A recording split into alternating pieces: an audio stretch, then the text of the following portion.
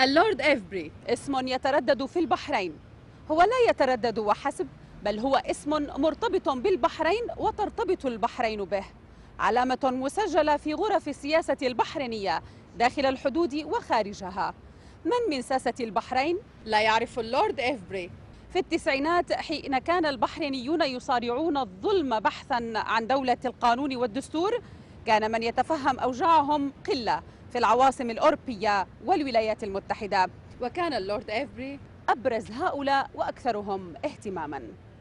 عديدة هي كلمات الثناء والشكر التي أطلقها البحرينيون للورد إيفبري، الذين باتوا يرون فيه الأب الروحي للقضية البحرينية في مدينة الضباب لندن.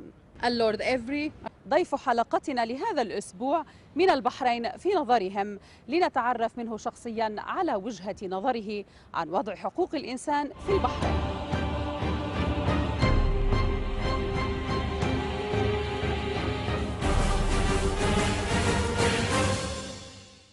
اللورد إيفبري نعتبره صديق حميم للإنسانية ولشعب البحرين. نعرف اللورد إيفبري من بداية التسعينيات، مع الانتفاضة التي عاشتها البحرين منذ 94 لغاية 99. كان نصيرا دائما للإنسانية، مواقف مشرفة نحترمه ونقدره ونجله في البحرين، ونعتقد ما زال هو إنسان معطاء، شخص غربي بريطاني يحترم الإنسان والإنسانية، يقف ضد الظلم، يقف مع المواقف الإنسانية في البحرين. لذا نوجه له رسالة بأننا ما زلنا نحترمك ونقدرك ونحبك يا لورد إيفبري. هذه رسالة أوجهها إلى اللورد إيفبري، وهو أحد الشخصيات الدولية من المملكة المتحدة المعروف عنه مواقفه المشرفة تجاه قضايا الشعوب وبالذات شعب البحرين، وقد عاصر جميع الأحداث التي مرت بها البحرين، وكانت مواقفه مشرفة في جميع هذه الأحداث.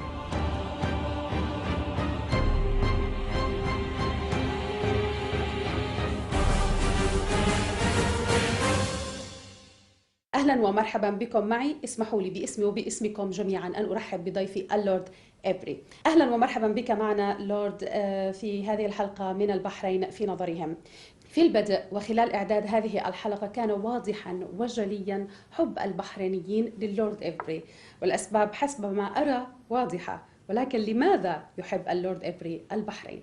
I'm very grateful to the Bahraini people for their love and respect, and I reciprocate that because over the years I've come myself to love and respect the Bahraini people enormously for the struggles that they've been engaged in over the last 20 years to assert their rights. When I see the sufferings that people have endured, people that I've known personally, people like Hassan Mushema and Abdul Hadi Al-Khawaja, Abdul Jalil Al-Singhais, all people who are determined to assert the human rights and democracy for the people that they represent, and all having suffered immensely for that. I think it's impossible to exaggerate the credit that is due to those people for the work that they've done over the last 20 years, and I think that they deserve our love and respect for that tremendous work. منذ متى ولجنتكم تتابع الأحداث والتطورات في البحرين؟ Since the early 90s, we've been having a regular series of seminars here in the Palace of Westminster to discuss the human rights situation in Bahrain, and we've been hosting distinguished guests who've come from Bahrain to speak at these seminars, people like Hassan Mushema, leader of the Haq movement, Abdul Hadi Al-Khawaja, who's a great activist in human rights, Abdul Jalil Al-Singhais, who's now in prison suffering imprisonment for life, in spite of the fact that he has not committed any criminal offence, only spoken about his beliefs and about the changes that he wants to see in the way that the country is governed, things that would be perfectly normal in any democratic society. So the Parliamentary Human Rights Group has tried to bring these matters into focus here, to convey what's going on in Bahrain to the attention of the Foreign Office of our government, and to establish channels of communication with the human rights movements in Bahrain, particularly, for example, Nabil Rajab of the Bahrain Center for Human Rights, with whom we have a very close connection. So we hope that by bringing these things into focus in our own government, we'll secure a change in their attitude, because I'm afraid, and I have to say this against my own government, they have been far too close to the Bahraini regime for reasons of business, wanting to sell things there and neglecting the human rights situation. And we need to make our government think, what are the implications long term of having relations with the hereditary dictatorship in Bahrain, when in the end it's going to be ruled by the people, as inevitably it will all over the world, and then they won't look kindly on the British government for having been friends of the dictator. So that's the object of the work of the Parliamentary Human Rights Group over the last 20 years. لماذا هذا الاهتمام بالبحرين من قبل لجنتكم قياسا بباقي الدول؟ Well, Bahrain is an important player in the region, but it's not the only one. I mean, we are concerned with human rights and democracy in other parts of the Gulf. We're concerned, for example, with the rights of the Bidoon in Kuwait. We're concerned with the rights of the Shia community in Saudi Arabia, where they're disadvantaged severely. We're concerned, of course, with the disastrous situation in Syria. And in the Maghreb, we have intervened in matters of human rights in Libya, in Egypt, in Tunisia, and so on. So we're not concerned only with Bahrain, and we're not concerned only with the region.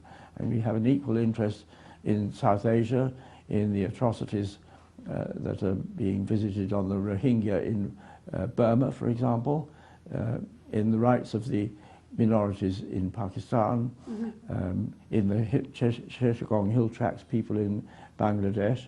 So you look all over the world and you see problems that arise through the treatment by governments of their people, which are all matters of interest to the Parliamentary Human Rights Group. But I would say, coming back to Bahrain, that it is one of those instances where I think the outside world could have an impact in making the sort of changes that we need to see if the world is going to become fully democratic and fully respectful of human rights. تتهمكم السلطة في البحرين بعدم الدقة فيما تنقلونه عن الأحداث فيها وما تطلقونه من تصريحات. ما تعليقكم؟ Well, you know, I mean, it's obvious that they would make these accusations, wouldn't they? But I noticed that they're not specific. They don't pin down any particular allegation that I've made, which is false. I obtain my information directly from people in Bahrain, and I also, of course, read the reports of human rights international monitors, such as Human Rights Watch, Amnesty International, and so on. And the consensus is what I convey. I'm not repeating things which are not general knowledge about the situation in Bahrain. And of course, only last year, at the government's own instigation, the Bassiouni Commission exposed the fact that people were detained incommunicado, that they were tortured in detention, that they were brought before military courts and accused of political offences, and that people are being killed on the streets because they're peacefully demonstrating.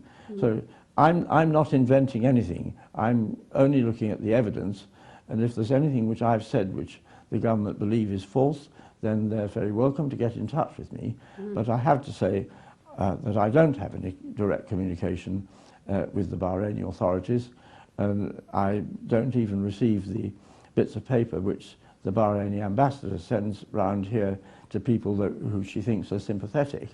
But I would always be engaged in dialogue if anybody wants to talk. ماذا عن اتهامات السلطة إذن البحرينية لكم بالتدخل في شؤونها الداخلية تبعا لأجندة خاصة أو ربما نوايا عدوانية حسب تعبيرها؟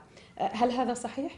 You know that there's a principle adopted by the United Nations which is called the right to protect. And that means that people who are under fire from their own government have the right to protection from the international community. And the international community has to speak out about these matters, as they do. I mean, this is not unique to Bahrain. In the UN, in the UN organs, there are specific procedures for looking at allegations of torture, allegations of unlawful detention, allegations of disappearances, allegations of extrajudicial executions.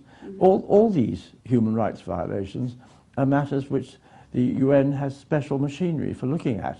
And it would be incongruous if you said, well, the United Nations can look at these things, but ordinary citizens in member countries of the United Nations must remain silent and leave it entirely to the official procedures. So, I mean, I don't take very much notice of these accusations. تقول حكومة البحرين بأنكم لا تدعونها للمشاركة في المؤتمر السنوي الذي يعقد في سبتمبر لمناقشة الأوضاع فيها، وأن دعواتكم تقتصر فقط على المعارضين. يعني ألا تعتقد بأن هذا يؤثر على حيادية اللجنة؟ When we hold these seminars, which are normally twice a year, then we invite people who have something to say about the violations of human rights. We don't hear the government talking about those matters, so that obviously they have no contribution to make to the discussion. But they do send their own PR people who attend our meetings and make careful notes of who is there and what they're saying, no doubt to be reported back to Manama, to the disadvantage of anybody who has family or relations there.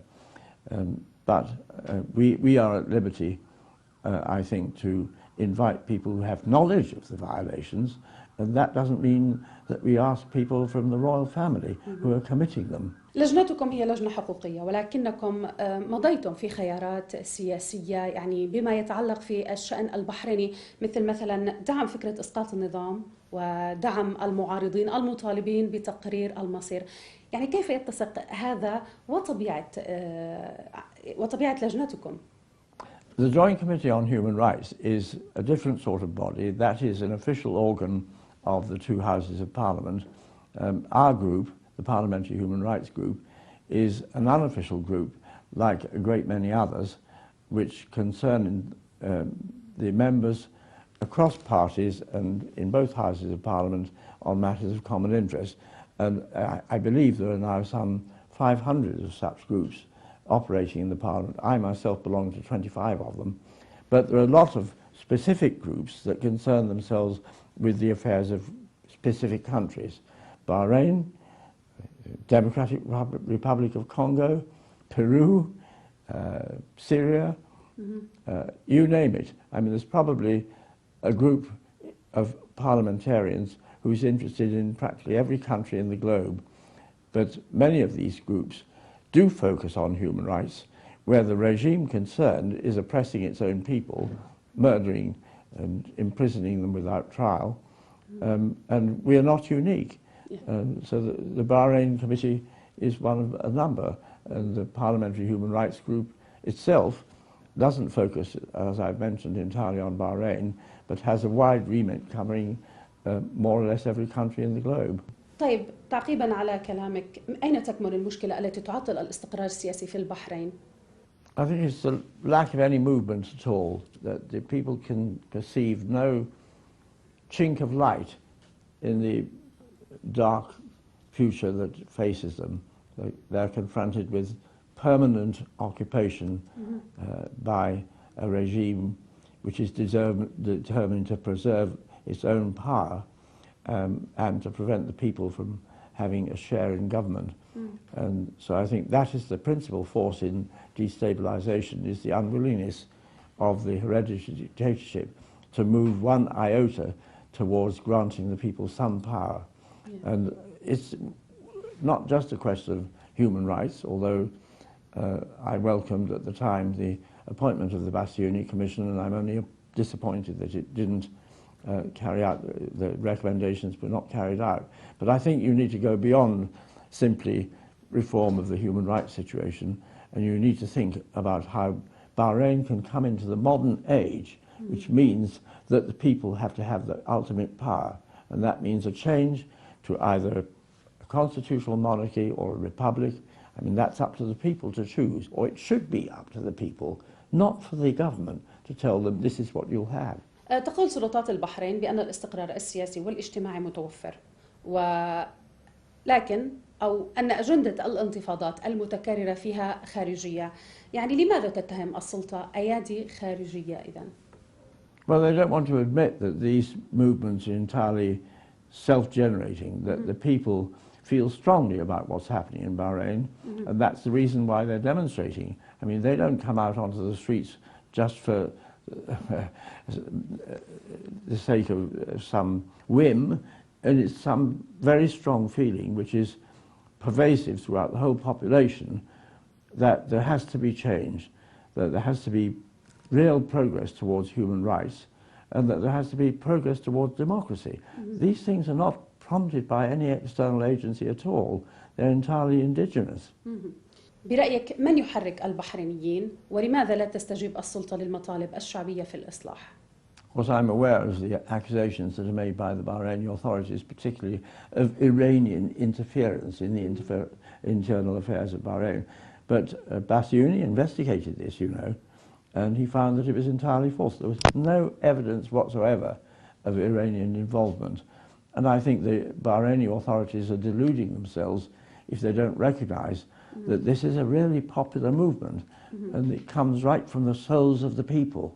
انسحبت المعارضة من حوار دعت له السلطة في يونيو لعام 2011 بدعوى عدم فعاليته، وطالبت بحوار أسمته ذو مغزى. ما مدى يعني كيف تعلقون على هذا الأمر؟ وما هو الحوار ذو المغزى وعلى أي قاعدة يقام؟ Of course, dialogue is always good, but it must be on an equal basis. You can't have one party negotiating with their hands tied behind their back. They have to be free to engage in the dialogue, and that means that preceding that sort of arrangement, you must have liberation of the political prisoners so that they can take part. I mean, they're key players. People like Hassan Mushema, the leader of the Haq movement, Abdul Hadi al-Khawaja, the foremost human rights activist. I mean, you couldn't have negotiations or dialogue while these people are still locked up and in prison for life. So that would be a precondition. And after all, it's something that the Bassiouni Commission itself demanded, which has not been implemented. But yes, in the end, there could be dialogue, but there have to be concessions. I mean, there's no point in having a dialogue if at the end of the day, the people are going to be confronted with the same rigid system that exists now. So there has to be some willingness on the part of the government to enter into proper dialogue, which means the acceptance of possible fundamental changes. هل طلعتم على وثيقة المنامة التي قدمتها الجمعيات السياسية؟ وبرأيك يعني هذه الوثيقة بمبادئها هل تصلح لأن تكون أو أن تعرض للتوافق الشعبي؟ Well, it's interesting you should ask that question because there is just recently a document which has been produced by a new Sunni political organization which corresponds 80% to the demands made in the Manama Declaration. So I think there are the makings of progress if the government would accept that the Manama Declaration would be the basis for negotiations. But providing also, as I've said already, you can't have negotiations when people have their hands tied behind their backs, and that you must have the representatives of the opposition who are now in prison free to come to the table. في الحديث عن وثيقة المنامة نعتقد بأن بعد مناقشات مطولة بين قوى المعارضة السياسية في البحرين وجدنا أنه نطلق هذه الوثيقة في يوم 12 أكتوبر 2011 خاصة بعد أن خلت الساحة السياسية من أي مبادرات سياسية من قبل الحكم أو من قبل قوى أخرى، وبعد عدة أشهر من انتهاء حالة السلام الوطنية، وبعد أن وبعد أن بدأ السيد بسيوني في لملمة أوراقه استعدادا لتقديم تقرير لجنة تقصي الحقائق في البحرين وتوصياته. وثيقة المنامة تتحدث عن واقع الحال في البلد وماذا نريد لكي يستقر الحال بشكل دائم ونبتعد عن الخضات الكبيرة التي تعاني منها العديد من البلدان. لذلك فكرنا في الحاضر وفكرنا في المستقبل وانطلقنا من هذه الأرضية ووضعنا 5 عناصر أساسية نعتقد أنها يمكن أن تشكل حالة إجماع أو شبه إجماع وطني عام وشعبي عليها. النقطة الأولى هي مسألة الحكومة المنتخبة التي تمثل الإرادة الشعبية، وهي حالة كما هو موجود في العديد من البلدان بنضال العديد من الشعوب العربية التي تناضل من أجل الخروج من مأزق السلطات التنفيذية.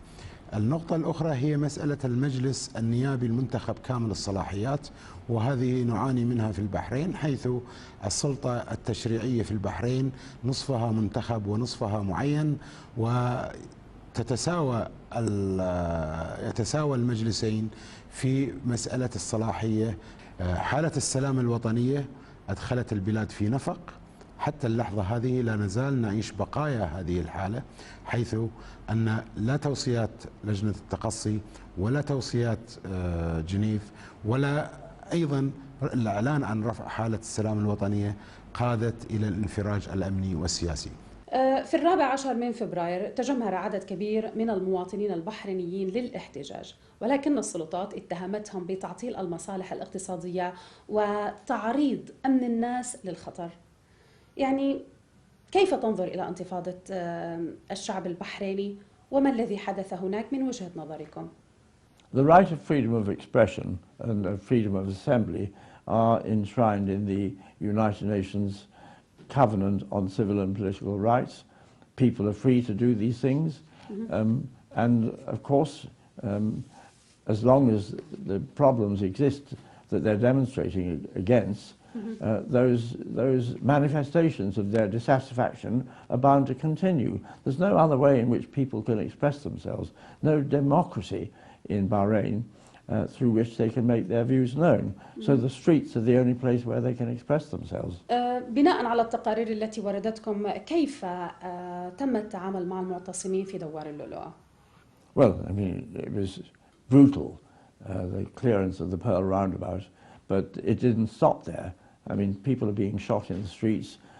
The tear gas canisters that are being used are sometimes lethal, and the tear gas itself kills people, particularly the elderly and small children.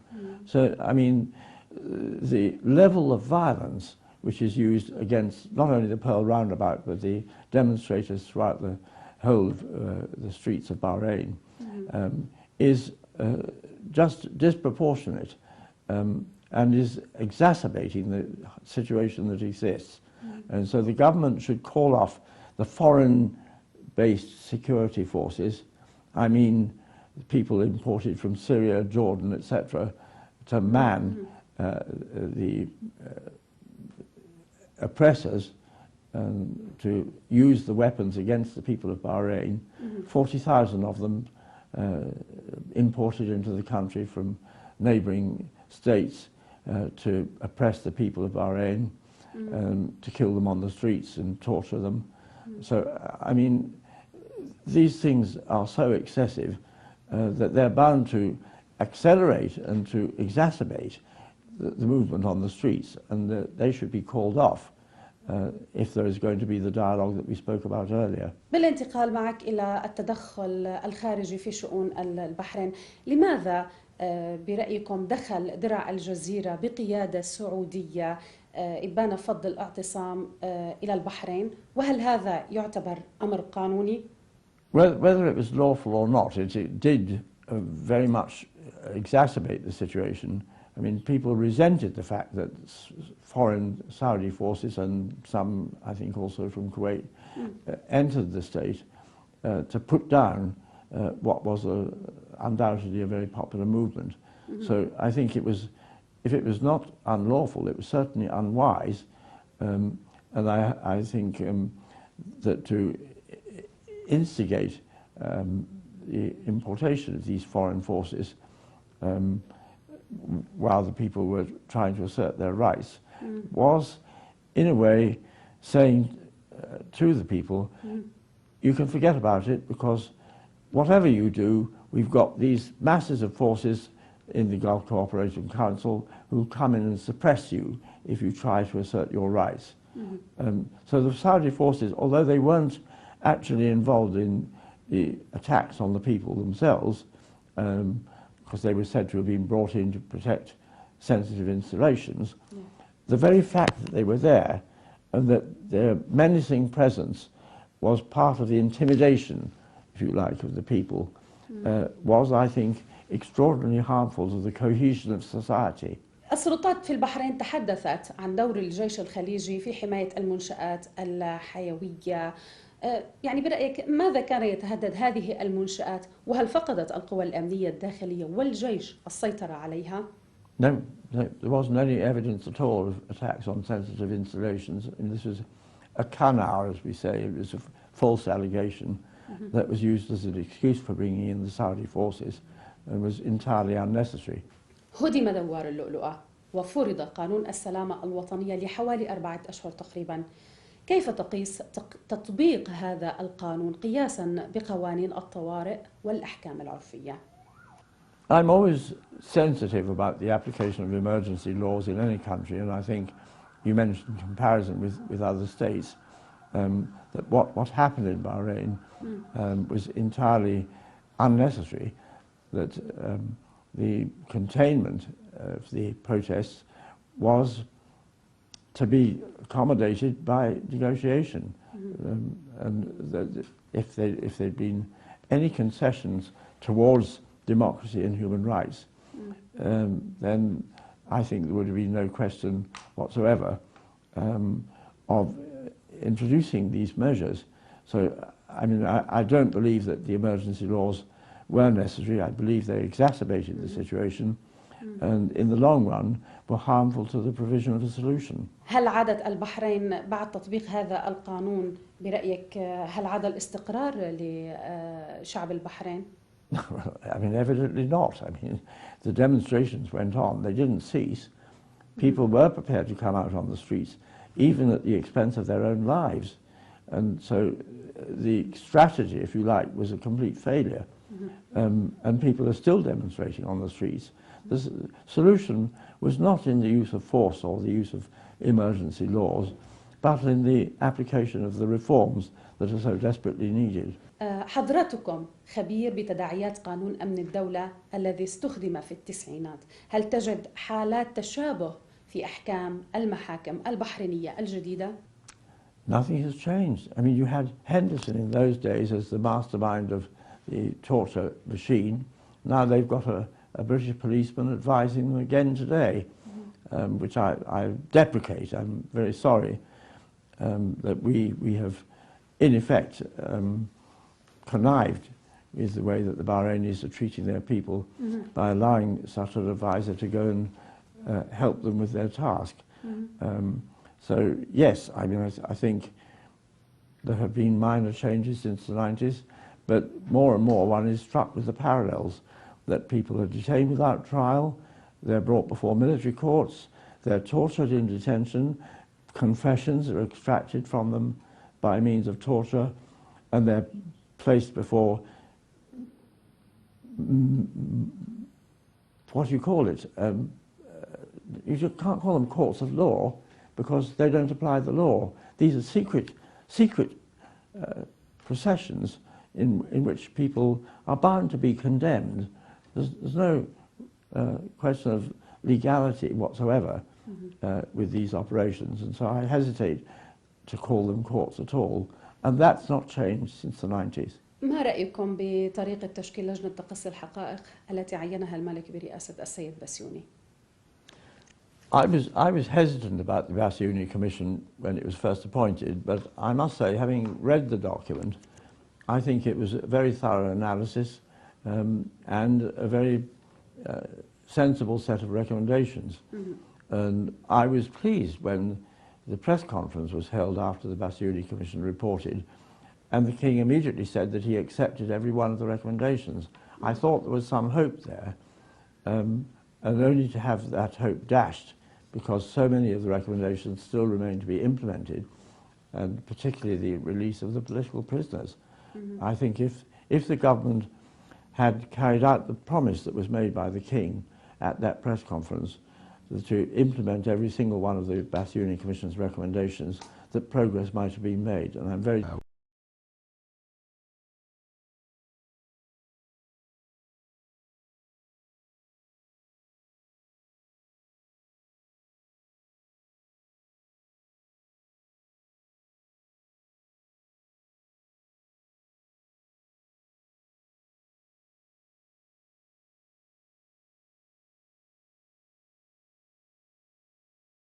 وضعنا آمالا كبيرة عليها، واعتقدنا بأن هذه اللجنة يمكن أن تضع لنا خارطة طريق بحيث نخرج من الأزمة الأمنية والسياسية التي تشهدها البلاد.